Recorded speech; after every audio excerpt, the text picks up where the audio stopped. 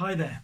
On Sunday, the 30th of August, Andrew Farrington gave us a service where he had the Old Testament reading, being that famous passage from Exodus about Moses and the burning bush. You may remember that Moses sees this bush, approaches it, and God calls to him. And then God says to him, "Take off your shoes. The ground where you are standing is holy."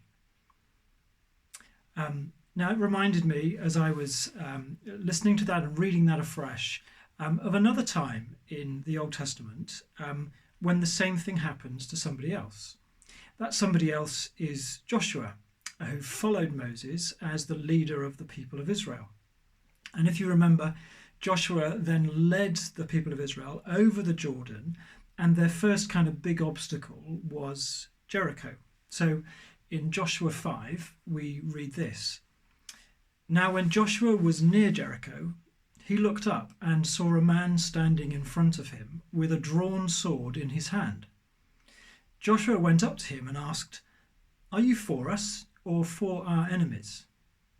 'Neither,' he replied, 'but as commander of the army of the Lord, I have now come.'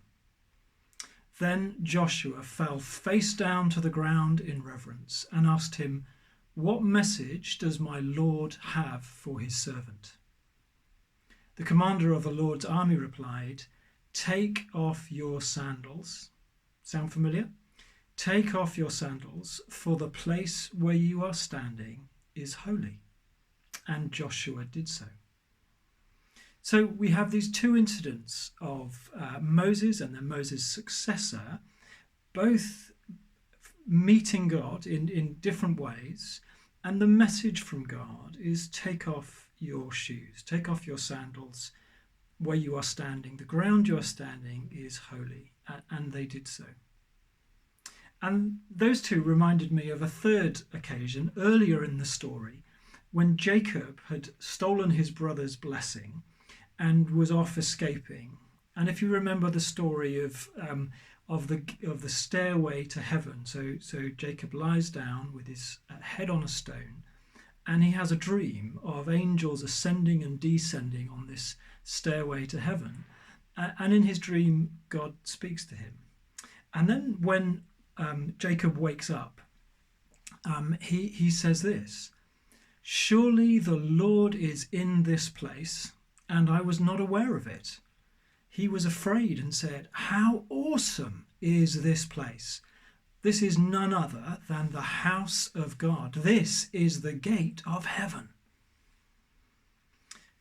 So for all three of those characters, those Old Testament characters, they experienced a connection with God in a specific place, and to them that place was holy, that place was special. Now, I don't know about you, but I've been missing being in church over the last several months. And there's something, isn't there, that we associate with churches, cathedrals, and maybe other places where we have encountered God. And we think of, yeah, those are special places. Those are holy places. But you know, the Bible is clear that God created everything. God's fingerprints are in everything. God's image is in each of us. And so in a sense, while we think of particular places as being holy, actually what the Bible tells us is it's all holy. In fact, Paul comes to the point in his letter to Colossians 3 and verse 11, where he says this, "Here, in the kind of kingdom of God's people, here there is no Gentile or Jew, circumcised or uncircumcised, barbarian, Scythian, slave or free, but Christ is all and is in all." Christ is all and is in all. So we have this sense of our God being everywhere, being in us, being in each other, being in all the things around us.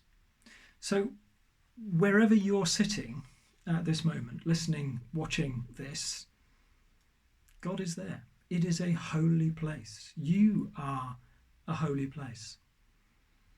There's a lovely poem by Elizabeth Barrett Browning called From Aurora Leigh. And towards the end of this, she says this, picking up on the experience of the burning bush. Earth's crammed with heaven, and every common bush afire with God. But only he who sees takes off his shoes. The rest sit around it and pluck blackberries. You see, where we are is holy ground. Always. Always is holy ground. So however we're feeling, wherever we go, the question for us is, will we take our metaphorical sandals off and recognise that we're on holy ground? Or will we just sit and pluck blackberries? So wherever you are, however you are feeling, the reality is God is closer to you than you are to yourself. That he is with you. Whatever despair or loneliness or joy, actually we have the confidence of God with us. That this is holy ground. I am holy ground. You are holy ground. In the description of this video, I have put a couple of links to some YouTube videos of songs which pick up this theme of holy ground. If you would like to spend a little longer, click on one of those links, or both of them, and listen to some worship music and allow God to speak to you and reinforce this message to you. Bless you.